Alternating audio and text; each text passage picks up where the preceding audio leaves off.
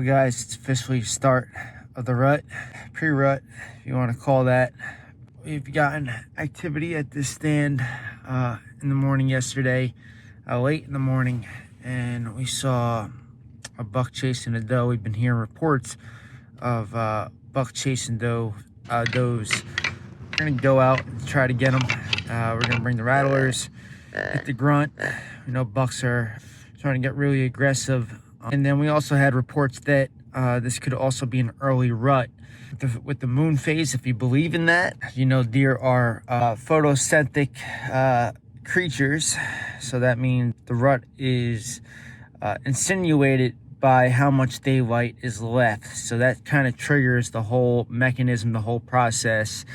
And that's how you kind of get the timing. But, you know, as you know, the moon has a little bit of light, you know, so it provides light, and it depends on depending on when is that full moon, that hunter's moon in late October, early November, the one after the harvest moon, late September.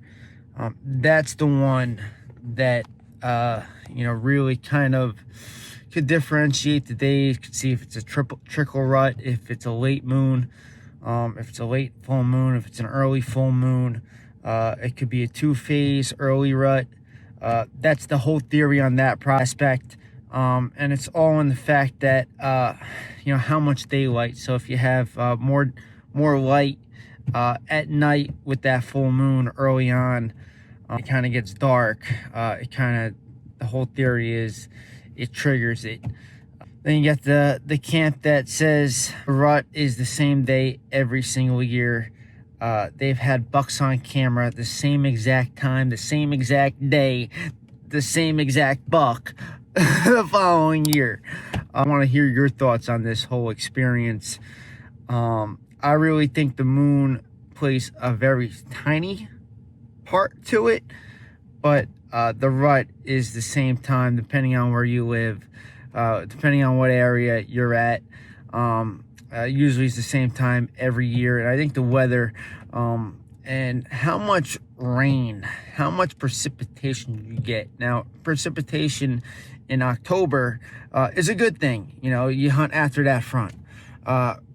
Once you get to the rut and the scents get involved, the buck urine, and then the doe with their tests getting all high, and then the doe and estrus, you know, the doe starting to get that first doe getting in heat, them peeing in those scrapes, the rain washes away the scents, so that kind of plays at a negative factor. So you kind of have your fingers crossed that you don't have the precipitation in the early November, mid-November period, because that's when it plays a factor.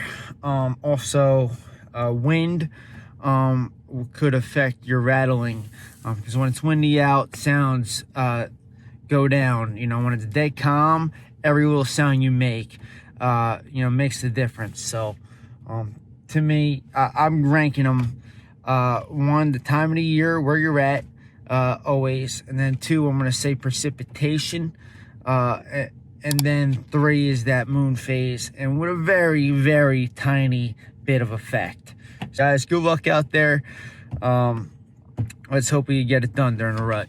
The Super Bowl for outdoorsmen.